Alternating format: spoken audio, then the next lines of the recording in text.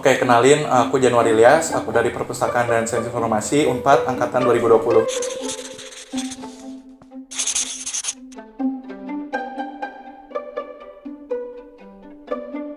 Jadi ilmu perpustakaan di Unpad itu namanya sebenarnya udah ganti dari tahun kemarin, jadi sekarang Perpustakaan dan Sains Informasi. Sedikit robek lagi kenapa akhirnya aku milih program studi ini. Jadi sebelumnya, sejujurnya aku udah pernah kuliah selama 1 semester di kampus lain dan akhirnya memutuskan untuk ikut SBMPTN lagi. Kenapa akhirnya aku memutuskan untuk pilih prodi ini sekarang? Setelah riset dan tanya-tanya orang tentang perpustakaan dan sains informasi di Unpad ini, aku semakin yakin karena dan udah tahu juga akan belajar seperti apa. Jadi akhirnya aku memilih program studi ini.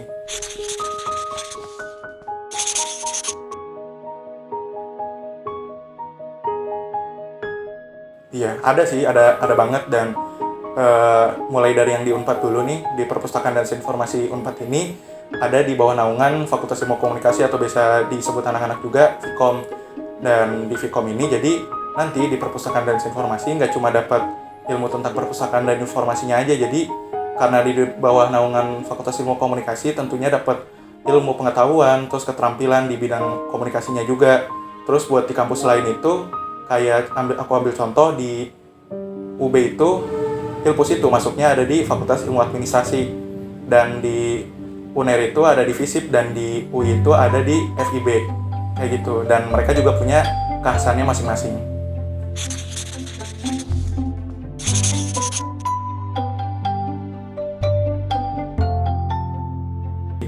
Pada intinya sih, simpelnya perpustakaan dan sains informasi ini belajarnya gimana sih cara kita ngelola, terus ngolah dan ngekomunikasiin si informasi dari banyak media. Tapi nggak cuma hanya dari sisi teknisnya aja, kita juga belajar manajerial perpustakaan dan arsipnya itu sendiri.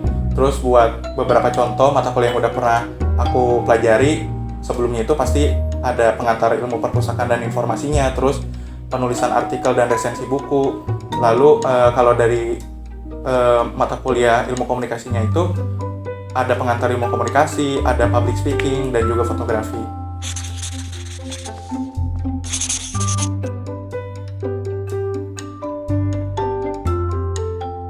Lebih banyak teori sih, di 2 semester pertama ini banyak banget teori dan sebenarnya ada praktik, tapi bisa kehitung 1-2. Kayak tadi di pengantar ilmu perpustakaan, pengantar ilmu komunikasi itu kan teori banget, dan buat tadi praktiknya itu di beberapa mata kuliah kayak public speaking ataupun bakal fotografi itu masuk ke praktik, tapi tetap di awalnya itu bakal dikasih teori dulu tentang public speaking dan fotografi, dan dari teori yang kita dapetin itu nantinya kita praktekin kayak gitu.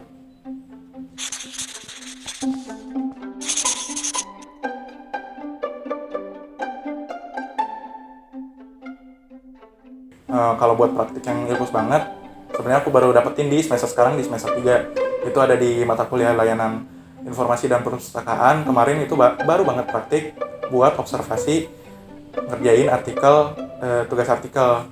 Buat ngerjain tugas artikel itu kemarin aku observasi ke perpustakaan daerah Karawang. Di situ aku cari tahu tentang bagaimana pelayanan yang ada di perpustakaan sana, terus bagaimana koleksi-koleksi yang ada di sana, dan pelayanan apa aja yang mereka lakukan kayak gitu.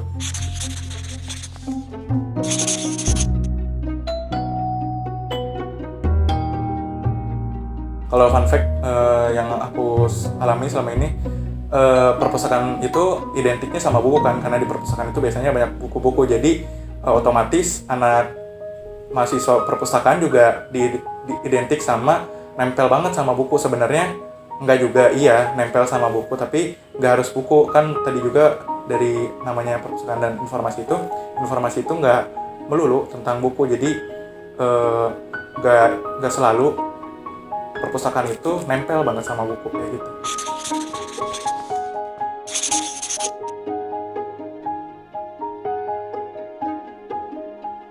Kalau buat prospek nih, aku ambil 2 contoh nih. Yang dari pertama, perpustakaan profesional udah pasti.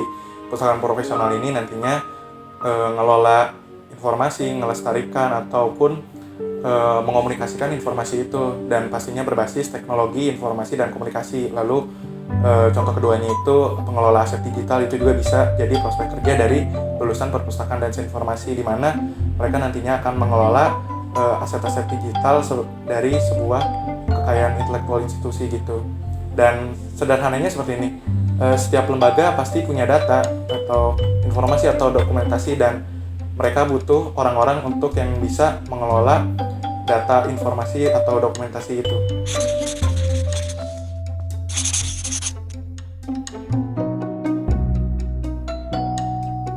Oke nih, nyambung sama tadi ya, yang prospek kerja yang udah aku sebutin itu sebenarnya sangat menjanjikan banget gitu di zaman sekarang, apalagi nyambung ke masa sekarang itu, dimana kita masuk di era disrupsi informasi, dimana bikin prodi ini jadi semakin relevan dan sangat dibutuhkan untuk masa-masa seperti ini.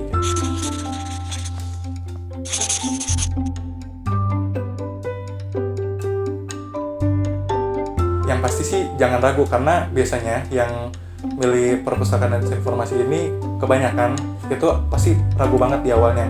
Entah itu karena mereka emang masih belum tahu banyak tentang prodi ini, ataupun karena stigma di masyarakat gitu yang bilang nanti lulusannya susah cari kerja, ataupun belajarnya juga segitu-segitu aja. Itu enggak, menurut aku di semua jurusan orang yang ingin berkembang itu pastinya di prodi ini juga bisa gitu punya kesempatan untuk berkembang yang sama maupun di jurusan lainnya. Jadi jangan ragu buat milih prodi ini, karena tadi alasan yang ragu karena aku belum tahu banyak, ataupun karena omongan-omongan orang, kalian harus bisa netepin pilihan kalian dengan mantap kayak gitu.